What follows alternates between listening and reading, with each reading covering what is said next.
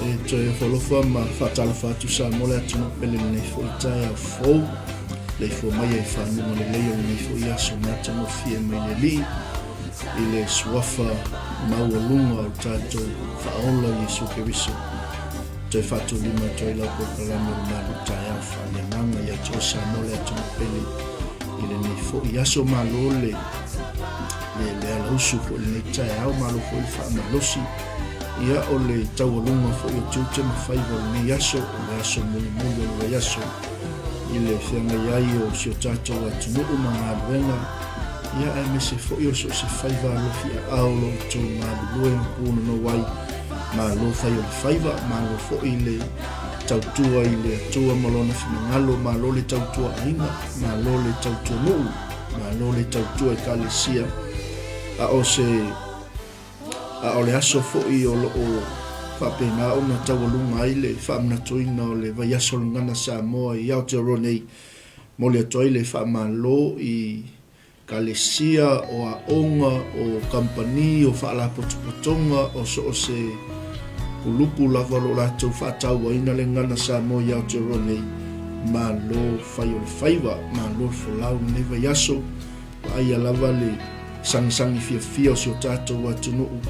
Ia i le whaamnatuina o le tātou ngangana, wa o le tātou ngangana e ilo ai oe o lau ngangana, e ilo ai oe so se mea e te angai ai nei lalolangu.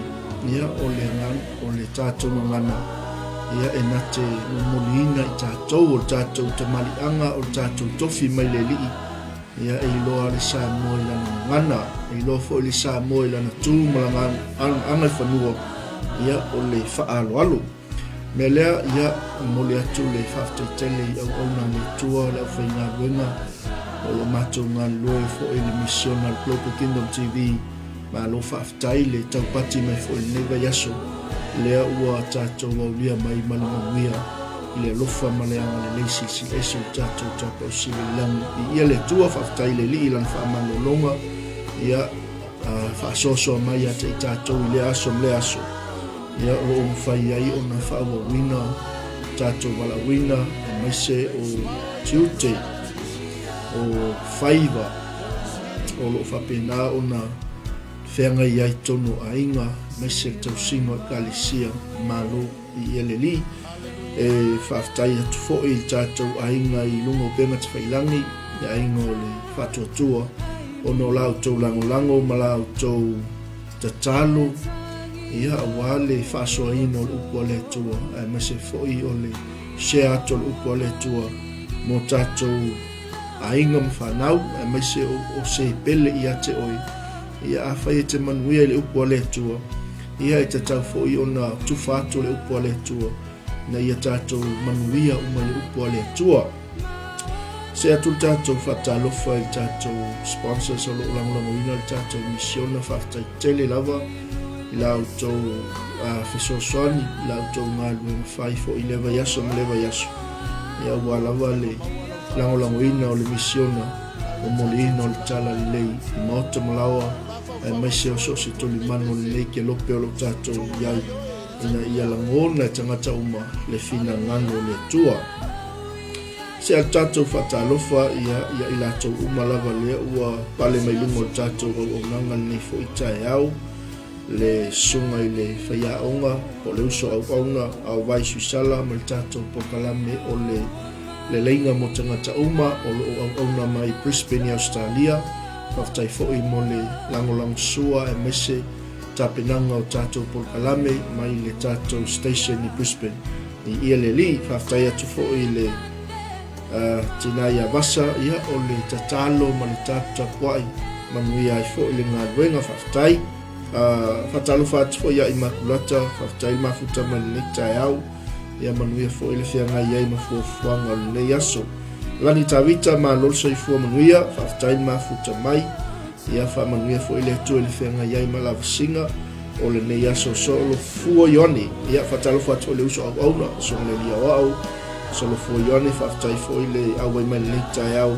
fa manuia le tu ile fianga ia manga wenga e fatalo fat fo ia Jimmy Brown Williamu ma lo se fo manuia fatai mafuta man le taeao iai le agalelei o le atua le feagai ai ma tiu te whai le auaunaga faatalofa atu foʻi sio tofine ia agalelei agalofa pua le mamai Nancy whaftai mafuta mai malofo whaftai ma le ufolfola le atua nei taeao tom tawina i pea le ala uso sio tātou atu nuu ia i ngā luenga whai o le aso faatalofa atu foʻi le uso i whafawina tanielu ma lo se fua manuia ma lo fo i le awe mai le taeao alofa tele atu mo o le uso ia faatalofa atu foʻi tofine ia mali alosa tasi kuresa ma lo para talofa atu Hawaii ma lo whaftai le awe mai whamanuia tele le atua ia faatalofa atu foʻi tina le ainga Sarah Tanielu Pureta ma futa mai le vaenga o le taeao ia vi ia le li o le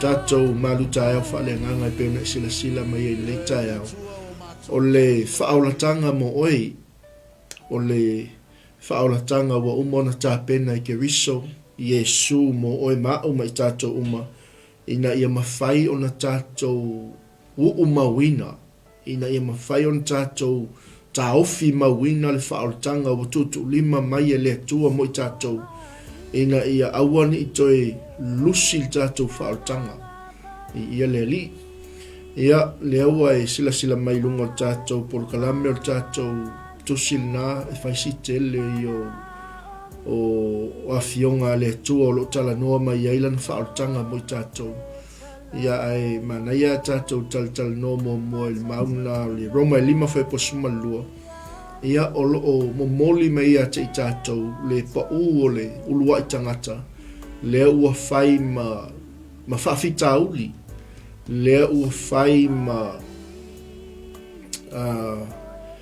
avenga ia te i tatou ia o tatou iai foʻi lenei foʻolauga o loo tatou iai o le tatou Malū taeao faaleagaga lana lenei aso ia alofa mai le alii tatalo mai foʻi auā le faasoaina o le upu a le atua ia ae share atu le tatou live auā le alu o le upu a le atua i maota malawa ia au mai foʻi sau faasoa faigofia e ona tatou tufa le upu a le atua lenei taeao ia faatalofa atu ia le tinale ia sala Serenity fuimaono faafetai le mafuta mai manuia lenei aso ia faapea foʻi anatogia ia mafuta mai Amerika Samoa e faapea la le faitauina o le upu a le atua i le tatou tusi lenai ai o le o'o mai o le agasala i le lalolagi i tagata e toʻatasi o le tala le tusi paia o le oti foʻi o le agasala lea ae mafua ona ofi mai le agasala i le lalolagi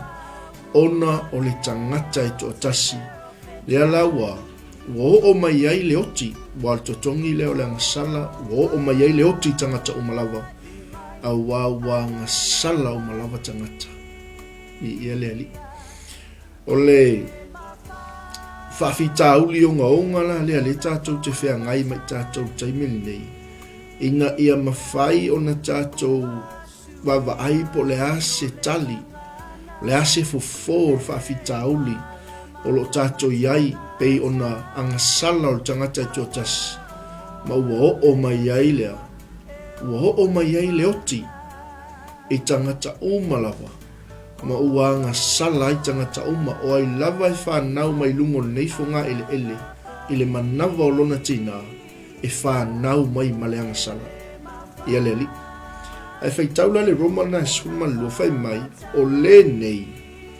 faapei ona o'o mai o le agasala i le lalolagi i le tagata e toʻatasi o le oti foʻi ona o le agasala ona o'o mai ai lea o le oti i tagata uma lava auā ua agasala tagata uma lava ia le alii o loo iai la tatou o loo e faafofoga mai i loo lea o lenei taeao i le fetalai mai o le afioga a le atua mo i tatou o loo iai la tatou i luga o le faafitauli lea o le oti ona ua fanau mai tatou ma le agasala ae manaʻomia ona tatou ua e manaʻomia ona tatou vaavaai atu po le a le faafitauli ma le fofō o le agasala ia lea lau tatou iai le taeao lenei o le faaolataga ua tapena ua saunia e le atua mo le lalolagi ia leli tatou wava ai fo i le Roman na tolu lua suma tolu le ua lau silafia uma le au faitau tusi le au kerisiano fai mai o wauanga sala tangata uma lava ma ua le o i le vi inga mai le atua so o le whawhitauli na leua iei tātou taimin nei na tātou whana nau mai lava malea na turang sala na tātou whana nau mai male anga sala e o lava la ile pa ua tangata e to tas lea na mafua e no o mai le anga sala le laulangi e sau lea tupulanga ma lea tupulanga ma lea tupulanga e whana nau mai tātou male anga sala ia leli. Through Adam's sin in disobeying God resulted in the fall of mankind. From that moment on, each person was completely affected by sin. Peyo la Roma. Fa peyo na o mayo le sala ile lalolangi ile tangata e totas. O le oti foi ona o le sala. Ona o mayai leo le oti tangata umalava. Awawanga sala uma. So in Adam, sin, disobeying God, resulted us in the fall of mankind. Ang sala tangata totas lewo o mayai le ang sala ile lalulangi matangata umalava e yai oe mau mai tatou umalava na tatou fana nau mai male ang sala ia leli. Ai o loo iai lale avanoa ona o le FAAOLATAGA na tāpena le atua mo i tātou. Le pei on tātou wawa ai i le Roma lava le tolu pa e whaitau ngen tā upu atua. E se ma le whaamaoni o le upu a le atua. Meila i o tala a le fionga a le atua. E le ai se a mio tonu. E le ai lava se tasi. E le ai se na te langona, e le ai se na te sa ili le atua, ua latou o ese umalava mai le atua, ua leanga whaatasi i latou, e le ai se wā mio le lei, e le ai lava se tasi. O kaukai, i ia le ali. I ia le atua, pe alu whaitau a tolu tusi. Ai ona o le ki verse na iai o le lusu maltolu a wawanga sala tangata umalava ma ua le o le vi inga mai le atua. Ngā le whai mei tala tuspa ia e whaapeia lea whai mei ua se tuunga mau o whaamanga o latou whai ua ole o latou laulau whaiwa o i latou foi o latou lau ngutu le mea o ona o i iai le asipi. So, but each person is guilty by their own choice to sin. Lewa tatou yo tatou lima lea le mea lofo whaifuaina le tu o lan whautanga. E ui na tatou whana nau mai maleanga sala. A o lewa mo fuaina mai mo tatou lea tali. Le mea lofa lea tua mo le laulanga. I le atua. Tātou wawa aila ia i le tūlanga le tātou te whaasoa. We were all born with a sinful nature and in a state of total sin. Pe mei ua tumu o lātou ngutu i le whetuu ma le upu whaafiu.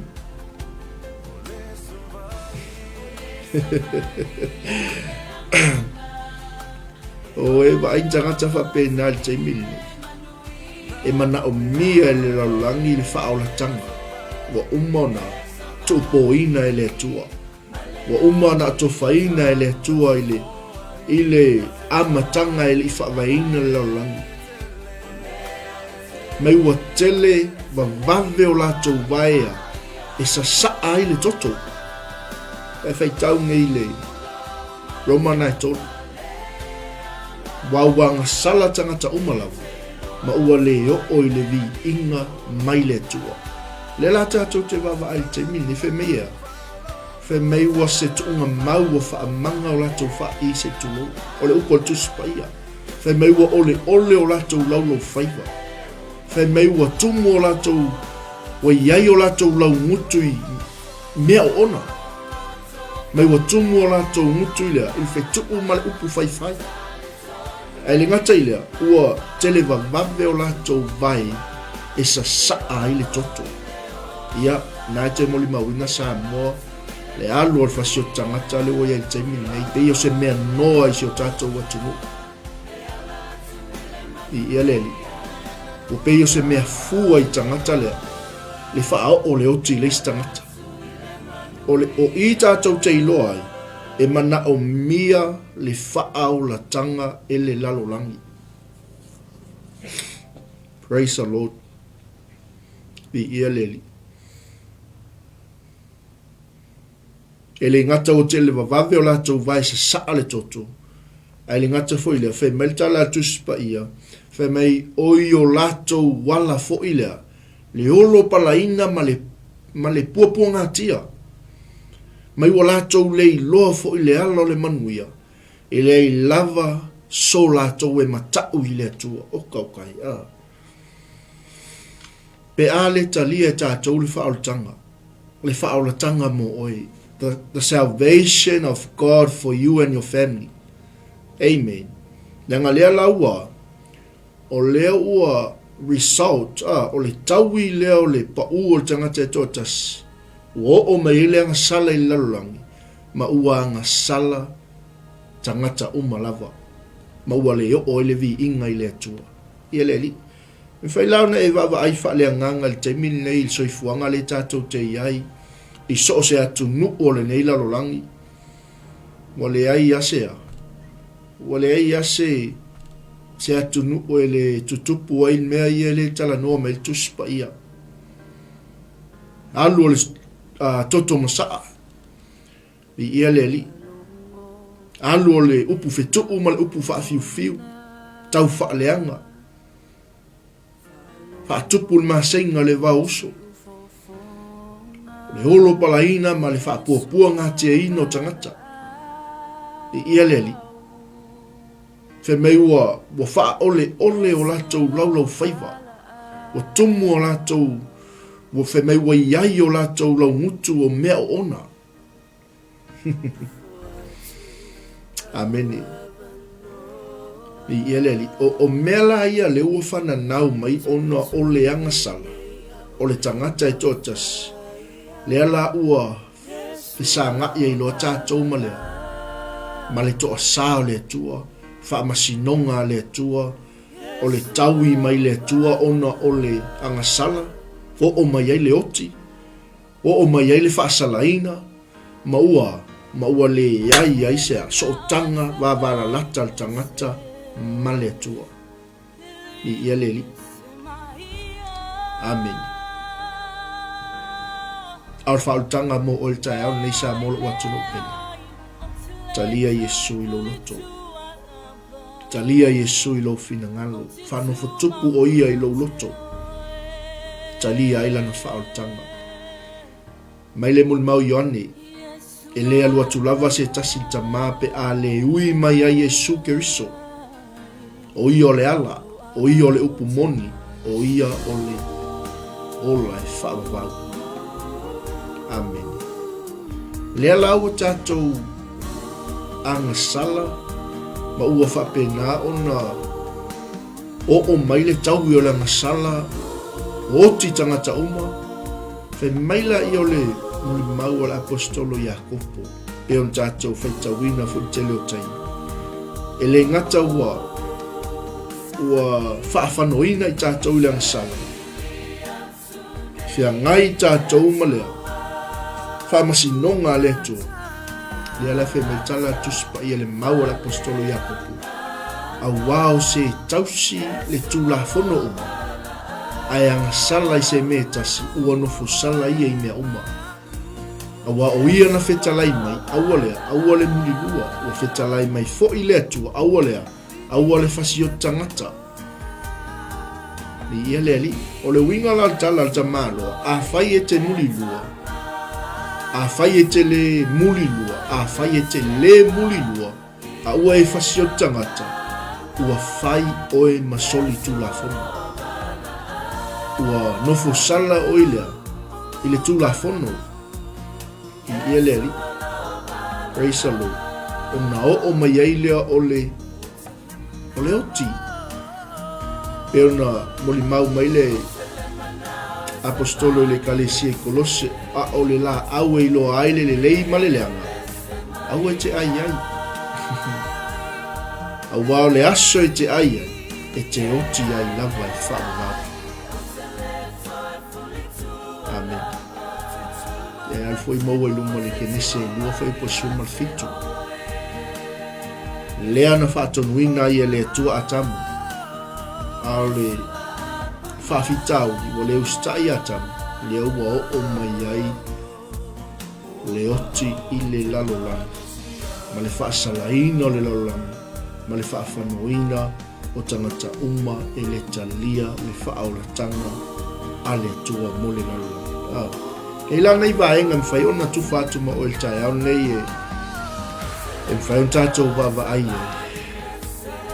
Leanga leo wa o lea ua kiuti tātou lea, leanga sala. Tau salaina i tātou. Anu nei lai tui wawa ai le Romana e tolu whai po sfumale. O loo wha manino mai e. O loo nofo sala i tātou i mea umalanga. I ia leli. Tātou whana nau mai male nā tura na sau. E le ngata i lea. Ua tātou sa ngai male whamasinonga le tua. E le ngata ua o mai le oti a te i tātou. Ua o mai le whawhanonga i a te i tātou. Ai mai se fo i o le toa sa le tua. I ia leli. So e mana o mia lai oi mao whautanga. Sa mole tunu pele. E mana o mia e tā ua whaotanga. E on tātou lau sila fiele roma e ono lusu matolu wa o le oti o le totongi o le angasala a o le ola e whaavavau o le mea lofa fuaina mai lea e lea tua i lo tātou a lii o ke riso Yesu. Amen. Praise the Lord. So tātou te maua lea. Tātou te maua le ola e whaavavau. Pea tātou ta lia ke riso i o tātou o langa. Amene. Whai e ona toi wheso tai le tātou mawhitanga ma le tua. I ia leli. Whai e ona toi maua tātou le awa noa. Tātou te toi mawhuta i ma le tua. Ona o le tangata o Yesu ke riso. O le mea fuaina mai le tua i lo tātou a lii o ke riso Yesu. Amen. Ngā nei a. Tātou talatala noa i fo le taeao le matangofia o le FAAOLATAGA o saunia e le tua mo i tātou. Ina ia mawhai ona tā maua le ola e whaavavau.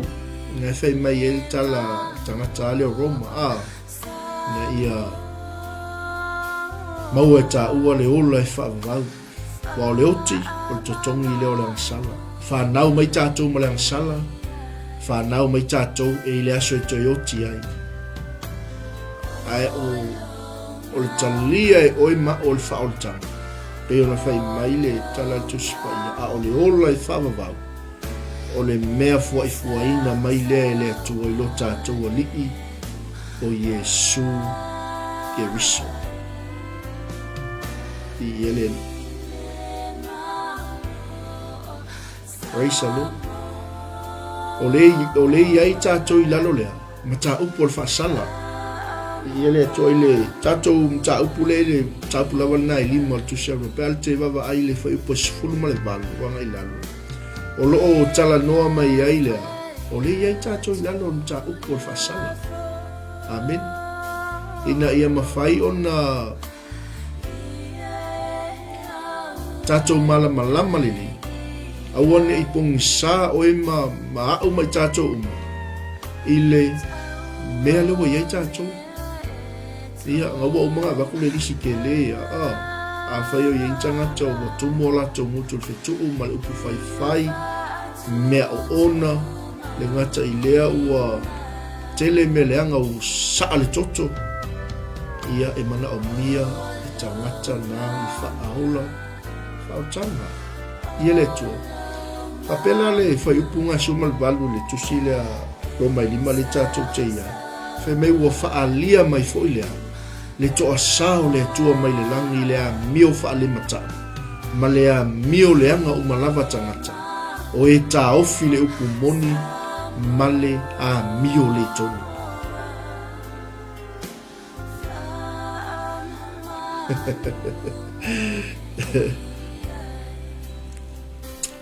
manino ale upu le atua fe mei o e tā ofi le upu moni ma le a mio le tonu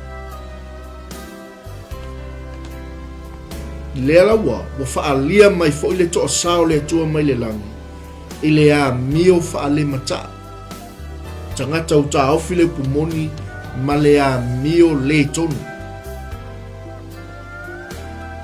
le ua wa whaalia mai le toa sao le tua mai le langi I le tangata a mio whaale mata u ma le tangata a mio leanga u malapa e o mai le toa sao le tua e o mai ele whaasala le tua e o mai ele whaafanonga I whaavavau pe a tātou le talia le li'i o Yesu Keriso e whai mā li'i na whaaola I o tātou amen i ele tua e se le whaamaoni o le li'i wa o le totongi ale o le angsala o le oti I ele li'i lo iai tātou I lalo lea whaafanonga ia ma le mta upo le whaasala sau wai le toa sao le tua ia te I tātou sau wai tātou I whaamasinonga le tua ina ia mawhai o na tātou malama le lei amen awane ia vea tātou ngā luenga ma mea e whapea oe te whasawina I oe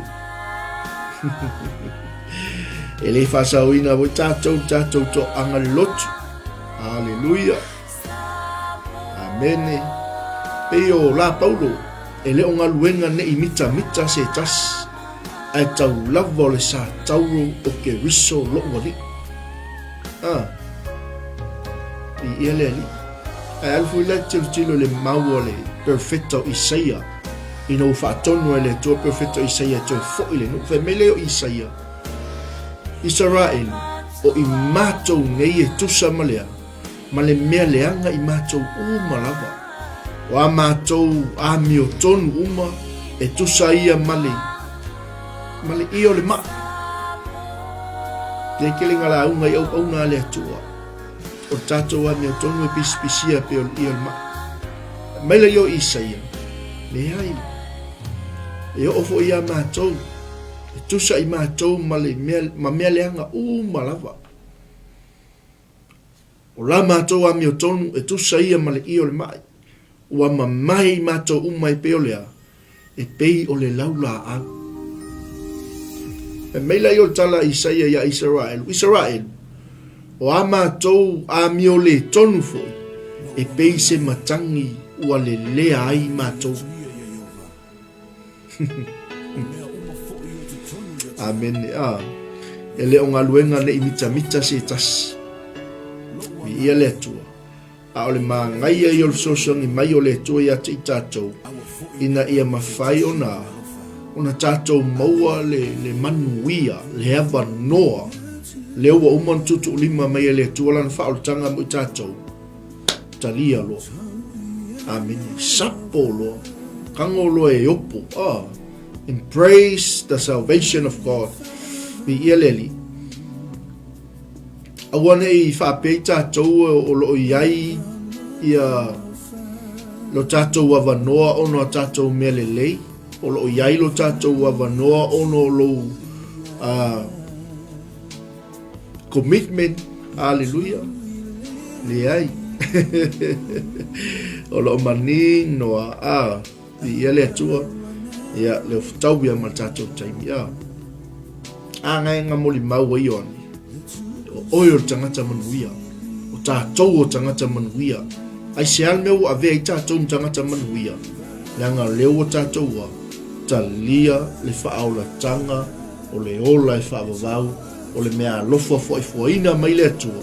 Leanga tusi e lima ta malo ioni. A o latou uma o ina talia o ia ma whaatua i lona suafa. Na ia avatu iai o lea manuia. Lea le manuia.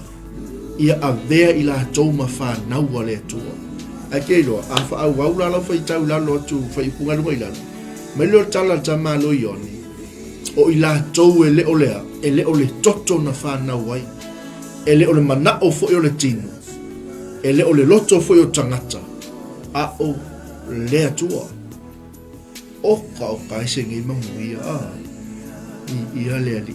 Ka fefe e ke me koe fio mai e Yesu. O e mana tua le. Tau alanga sta malo iona. Hallelujah. Awane i a vea tatou ngā ruenga, awane a vea tatou me whai, ni o tatou manatu, e maua ai so tatou wavanoa i le ola e whaapau. Ni e manatu ea, e mausalia i lau whaoltanga. Amen. E maa ngai al tala ioni, au i latou uma o e na talia o ia. Wai talia Yesu e whai maari i, ma whaola i lau soifu. Amen. Ma whaatua tua i lona suafa. Manino ale upo ale atua leo se upo si whai whiau. O tangata le talia Yesu e whai mali i ma whaola i lona soifu. Ma whaatua tua i lona suafa. Whai meila i o tala al tuspa ia. Na ia avatu i ai o lea manuia. Lea le manuia. Lea tau te tala noa ai. Le FAAOLATAGA mo oe. A vea ai tātou ma whanau a le atua. Maila i o tala tamalo ioni. Vai o tau. Ele o le toto na whanau ai o tau. Ele o le manao fo o le tino na whanau ai o tau. Ele o le loto fo o tangata na whanau ai o tau. A o le fina ngalo o le atua e totas. Amen. Awane ia. Awane i whaataua soina manatu o i tātou. I ia leli. Awane i whaapongi sāina i tātou e le ti apolo. I ia leli. Leana tusi le apostolo Paulo le kalesia Kornito. Mantua. Me leo tala Paulo le kalesia Kornito. Ua whaataua soina manatu i lātou e le talitonu. E le atua o le neila lolangu. Ina ne i pupula atu ia te i lātou lea. Le mala malama o le tala le lei le mamalu o ke riso Yesu. Ua tusa o ia male atua. Nga luenga ngā sātani le whai keiloa. Awani ave sea i lo loto malofina ngano. Le aso, ma le taini, na e talia i Yesu. E whaatua tua i lona suafa. Maua lo e tātou le manuia. Maua lo e oelau whaoltanga. Kango lola ia e opongi. Kango lola ia e pui pui whale le lau whaoltanga. Le anga o le mea la le sau o le fili. Sau o le ti apolo le mwhai mai ia Paulo le kalisi Kornito. Au au a whaatau a soina manato i la tau. O e le talitonu. E le aliki o le neila lolangi. Ina ne ipupula atu o la taua. Ina ne ipupula atu ia te i la tau le mala malama. O le tala le lei le mamanu ke riso. Ua tusa o ia male atua. Koe whaatana. Au koe tanga ino tātou talinga e whaalongo i tangata le talitonu. Whaalongo i tangata whaaloto loto lua. Whaalongo i tangata masalo salo. Whaalongo i tangata ua tō sino o lātou manao i le lalolangi. Whaapungi sa ino o lātou manatu lea. El ti apolo. I ia leli. Amen. A whai maile o tala Paulo. Wha umayanga upu i le kalesia ngai Kornito. A wāl mata upu i sa tauro Kornito. O le valea le ie o malaia. A o le mana o le tua ia te i lātou wa. Wa whaolaina. Ke loa ke me ke kalia Yesu lo loto malofina ngalo. Wa abea o le tangata fou. O se wa ia ke riso o le tangata fou ia. Whaauta wa mawai mea tuai. Aua whaafouina mea o malawa. O le tātou talia la whaoltanga ke riso. Leang whai mai ei Paulo Kornito. A waru tā upul sa tau o le valea le ye o mā laia. A o le mana o le atua ia te i tātou wa ua wha hola ina. I ia leli. Wa uma ma tatou taimi. Alofa mai le atua. Fesoso ni atu ia te oe sa molo watu no pele. Ina ia mawhai ona. Kangoe makoi o pongi lea. Lau whao tanga. Kai peia o le manu lau tia o le tatou ngangana sa mua o le niwa ia soa. Ia malu lau sa folau i langi ma. I ia lea li whawhenga malu o tatou sa folau. O pongi whao tanga wa uman whaifuaina mai ele atua. Amen. Kangoe makua i whai whalelei. Tausi ai, whaapele ai. Ina nei misia lo tāwa noa. Amen. Mi ia le li. Maitala Paulo. O ia langa i whea swala un kao le kalesia lea kolnito. Pea sa i kalesia mai o i salea panga. E whai mai Paulo i le kalesia le o i kolnito. Ai le talia kolnito. Ai le talia el tangata whaaletino mea le anganga pa ia. E le talia el tangata whaaletino o mea le anganga o le tua. A wao mea valea ia te ila tau. E le mawhai ona la tau i loa. A wai wha masino ina i la tau e le tua. Ia le li. Amu ia ne ka le sia li o lo sa saa i ele loto la ala apostolo.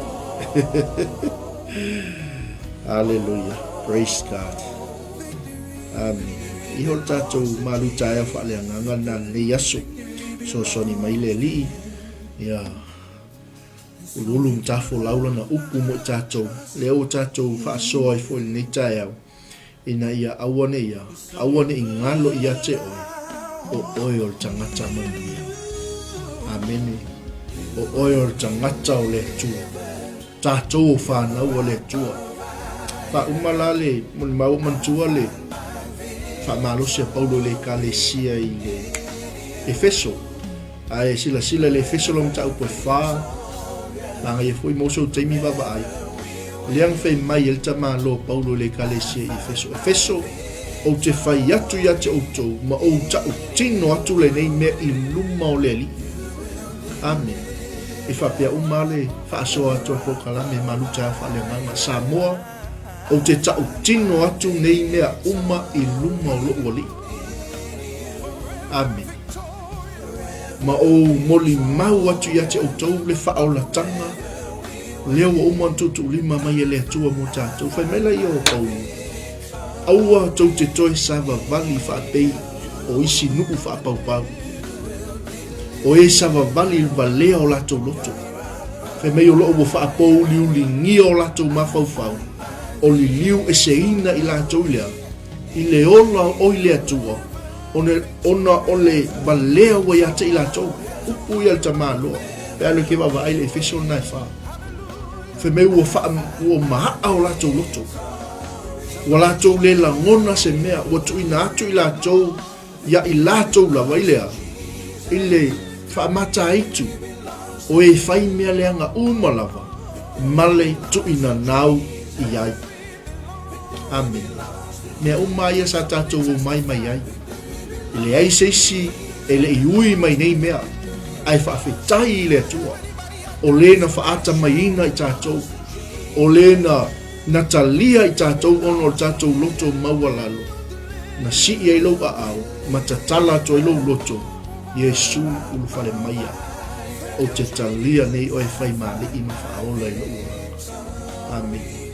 Mai la i o le tala le fionga le atua mai Paulo le kalesia i kolose o outou foʻi saoti ia mio leanga o malava ma le lē peretomeina o outou tino o le atua lea o Iesu Keriso lena na ia faaola faatasi mai tatou ina ua faamagaloina i tatou mai ia tatou agasala uma lava keiloa mave ale tatalo le faalotaga mo oe fai ua lagona le upu a le atua mo i tatou taeao nei na o mia foi le faafouga magaia seki ae afai e te mana o mia le tatalo le faalotaga le ua e faafouga ma le taeao nei o le upu a le atua le o se upu o se faifeʻau po o se auaunaga le la fai le talo le faalotaga e te faataʻitaʻi ma le tatalo ia ona whaamai alo leo tātou po kalami. Si mai lo au, ta tala lo loto i lea tua. Si ti i lungon ta upo whaatua tua. Ia o lea tātou talia Yesu e whai mali in whaola i. Yo tātou o langa ni taeao. Amen. Nanga ia au. Ia. Whatai tai mel talo. O tātou te talo whaatas. Tātou te toe talia a Yesu. Whaafou tātou savali. Whaafou tātou manatu. Whaafou o tātou langona. Whaafou tātou tautala. Whaafou tātou waai. Ina ia tātou maua lona finangalo. Yesu ke wisoi. O a ulava o tangata na sala. O si iatu lo ulima ia te oe nei taeao. O te talia ai o Yesu. E whai malii. E whai mawhaaola. I lo uolanga. O te whaanofo tupu o Yesu. I lo uloto. E a mata atu nei. Se ia o le whaavavau. O te tausi iau poloa inga. O te mawhauwhau ia i le ao a toa ma le pō. Ina ia o maua le manuia. Whaaftai lau whaolatanga. Wa e fua ina moa. O na lo ingoa Yesu. Amen. Ta maa nei taeao. Te sila fia le li o mana tunatunga o mātou loto. Te sila fia le atua o mātou mawhauwhau. Te sila fia le atua o mātou whaalongona. Au te tatalo taeao nei le atua oi lava na siilo na lima. O ina tatala lo na loto ia te oi. Lewa e whaafafonga mai le li il tau tinonga alau whanau. O lato talia oi ke riso e whai maali ima whaola i o lato o lama. Ai maise o na ta upo whaotanga mo i mātou nei taeao. Tō mau atu ia te oi le vi inga. Whaatai fo i le mai mota po i mai o sio mātou atunu. Whaamanuia i au auna, whaamanuia i kalesia, whaamanuia i le aingo le whaatuatua. E mai se le li, lau au whai ngā luenga fola fola i lungo penga te whailangi. I so se ala ma so se manga ala, i so se aai ma so se whaua aai. Le atua i a malutia i lātou i le paolo o ua au. Whaamanuia i se o mātou whai ngā Malū, whaamanuia fo i nei atu nuu o lo mātou no pia iai, whaamanuia si o mātou atu no pele o Samoa maralato whai ngā whilwhilinga. Ia whaia mea i le ami o tonu o ele atua. Le al mātou wala au e lātu ia Yesu le mātou li whaola. Amen. Ia, mole atu le whaatai tele. Si o tātou ainga le fo i taeao. I lo whaafonga mai mo mai, lo mota mo lo lawa. Ia ual tātou Malū taeao faaleagaga. Ia vi ia le li, malo whaafitai, malo le mafuta mai, auai mai, tai fo i lau komeni o lau share, ia o loo whapena o na whaamalusia i pea le tato uma la volo mafuta mai nei taeao, whaafitai tele, le komeni, whaafitai fo i mo le fisoso ani mai lau tatalo, ma lau tapua inga. Ia le fo i ua manuia ai le polkalame nei taeao, ia salo le arbo anga i mai fiu mo tato ai mai no e mau le ala. Ia le wal watu le lunch o le mea mafa ia ma ia fo iwai ainga o le nei taeao ia tātou talia al whaotanga ke wiso ia so umo tātou o langa ia o te alofa tele mo oe lo watu no pele Samoa tātou tue whiloa i fo il manai o le manavo o ngā luenga tāle i tūla e lima nga ia tū tātou taulanga fiafi ia e mai se fo i onisi o tātou porkalame whaatulanga ina. To God be the glory forever and ever. Amen.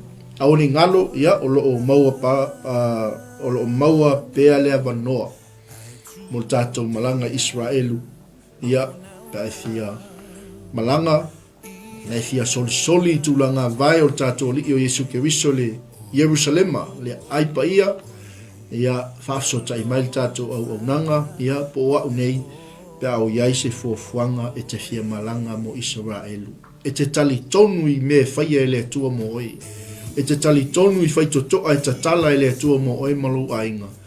Pea e whaatino, e musumusunga le anganga o le atua i a te oi. Mai tula. Amene. Tātou e mingoi al whaatua tua. I ia le li.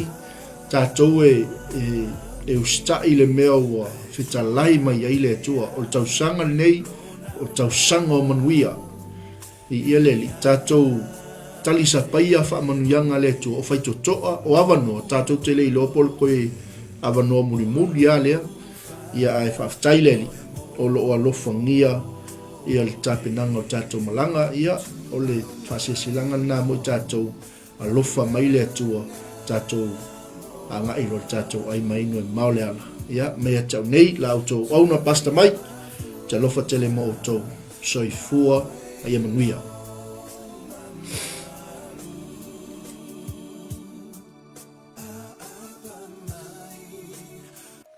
Talofalava, shalom. It is with great joy that we invite you to join the Global Kingdom TV channel's first ever trip to God's Holy Land, the land of miracles, the land of Israel, the land of the Bible. You get to walk in the footsteps of Jesus. You get to see firsthand the cities, the places he performed many miracles. You can take a boat ride on the Sea of Galilee, see the surrounded towns and cities that the Gospels write about.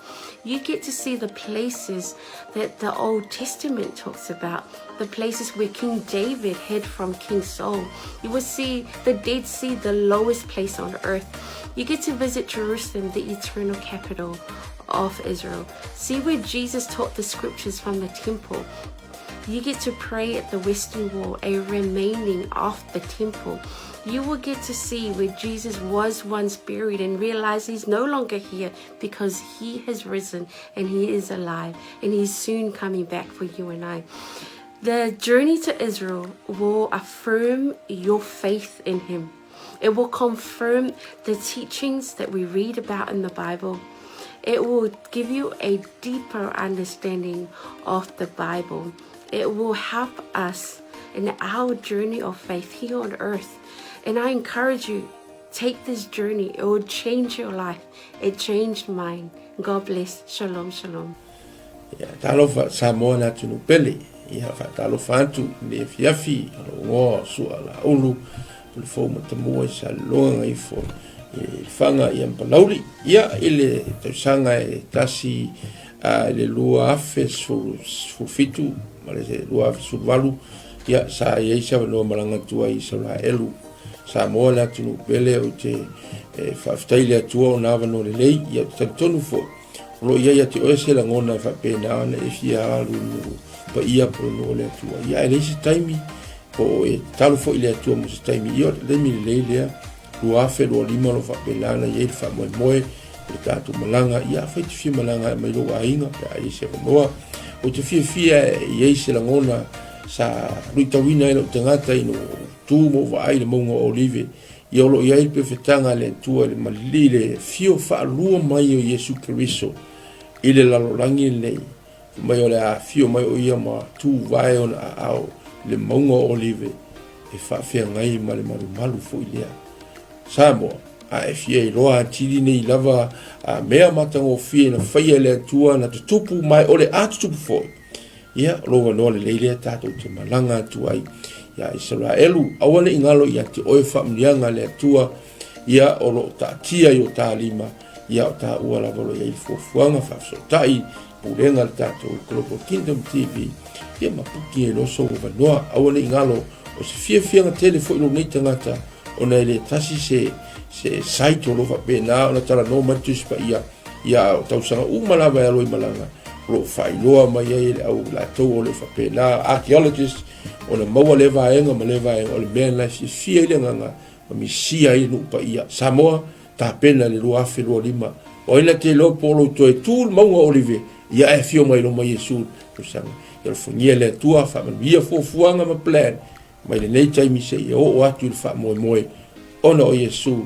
God bless you. Baftai. Hello, Talofalava, Pulavinaca, and Shalom. My name is Deborah 𝚗𝗏𝗏, and I had the honor of visiting Israel twice, in 2018 and 2019. The experience really changed me. It was an experience of a lifetime. It was transformative. It was eye-opening. It was such a great time. I had encounters with the Lord that really changed me, that healed me, that I did not expect.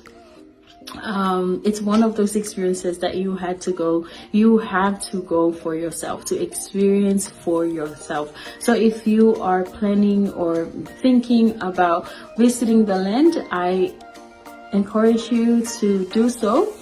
Go ahead, invest in a trip and go receive your portion. God bless. Ya, salom, talo falava, wa paanga to Global TV so se tonela lang. Ia ole o sia Paulo Poutoa futi pali ile le ngoa. Ia ole lua fesulfa na o malanga 𝚟𝚑𝚍𝚎. Ia se tawo so ole atua, ia o se mesa famani na ia ole te la mea le nei uma ai o se o le mango fua ingale na tatalo ia Yesu Keriso ai tu mai ia dia ma mo se desi tu ngango la ngonga ai se va ngango la ngonga ile nganga pa yo le tu ia awalo fa singo manga fo ima ile o mai mare pa ngai ngele tu nganga luenga ai o lo sila mai mo manei tu la ia o te le sa le simalanga le tato kopoti di ta sanfo ia fe mai tala mai au ta wo yo lo so te o le tua fa yo lo totalo le tua ai ma na ia fo o te soli fo i au le tua sa simalanga lu ia ke te to ne mo finis fa monang ia fe mai tala mai au fa fo Yesu Keriso. Amen. Talafalava and Shalom. My name is Shivani Sharma and I led the Salmon Delegates for Israel 2022 and 2023. And both groups went to Israel for the Feast of Tabernacles, which was around September and October of both of the years 2022 and 2023. And I just wanted to come and share some encouragement and some quick encouragements for those who want to go to Israel this year. Israel is the Holy Land. It is the center of where our faith is as Christians. And I want to encourage you that if God has called you to go, to please take that step of faith and join the group that is going this year with Pastor Michaele.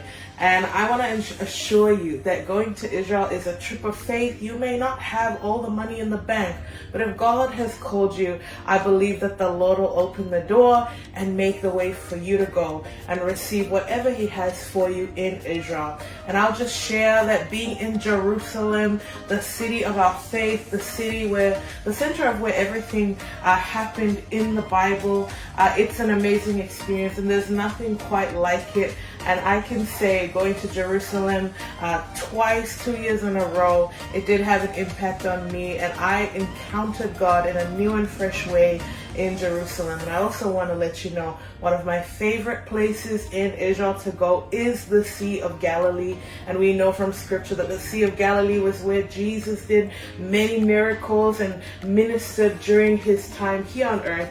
And it's one of the most peaceful and beautiful places. So I do encourage you, if you do get the chance to go and see the Sea of Galilee, where the Bible comes to life.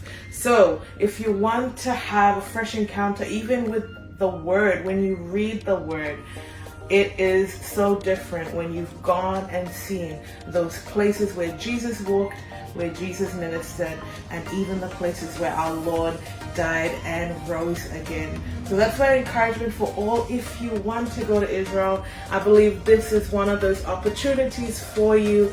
So please take a step of faith and get ready for the portion that God has for you. In Jesus' name. Ya, fatalo fatu pa ia malu Samoa. Ya olo wingoa o Ioelu maninoa. Ile tausanga lua afes fuluvalu. Ia o tausanga le na tatala ia le li isa manoa te malanga atua i 𝚟𝚑𝚍𝚎. Ia o se la fatu puina lava le fia ma le ori ona talitonu ese fole faitau le afia o ngā le atua. Ia ese fole vainga ina ualu ma vai matu lau ele. Ia tele lava ni luitau na o mai. Ia ai pei lava o le na o vai ai le vai tafe o Yoltana. Ia o le vai lea sa baptiso ina ai Yesu. Ia o lea sa faatino ai la mātou baptisonga. Tō tele i mātou 5 fa I mātou sa whai mātou baptisonga sunga foi whawhengainga pe ona mātou iai. Ia la ngona lava le mamalu o le atua sa whai foi le viinga, ma whai pesenga, ma whai le tautalonga. Ia ona o le anganga whaafitai le atua, le ia wanoa tatala mai le atua, ia a whai o iaise mo I mitinga, ia te oe te fia malanga le nupa ia lo wawanoa le leilea, lea ua saunia le Global Kingdom TV, ia le wanoa, ia e whai malanga atuai, o no le swafo Yesu, Amen. Talo falava, o lo wingoa o e seta wapsuanga whaumui. Whaftai le atua mo le neia manoa ua o maua e mawhai ai ona o whaasoa atu I ate oe. Pe a whai o ia te oe se langona e te fia asia le no upa ia o le atua. Le neia fiafio te fia whaasoa ia te oe. O se filifilinga tonu, ma le ame o tonu. Ilo wo o atu iai, o le a e iloa ai, pei ona o wo o iai, e te langona le iai o le atua I mea uma. Lea na o whaapea I foai lo uloto, le iti oa a moli mau le afionga pa ia le atua, na o si fea ngainga ma le nuu o Israel. Pa ai iai le manuia I so se mea, lau ele o la autoto o mea uma, manuia ia o le atua o lo tali e Israel. A whaila o ia te oe se nau ta inga e te fiasia, e maua lo wa wanoa, tātou te toe malanga whaatasi ai ma oe, pe a whai e te fia malanga, e le nei malanga o lo o tāpena nei, ia ona o le swafo Yesu, amene, ma amene.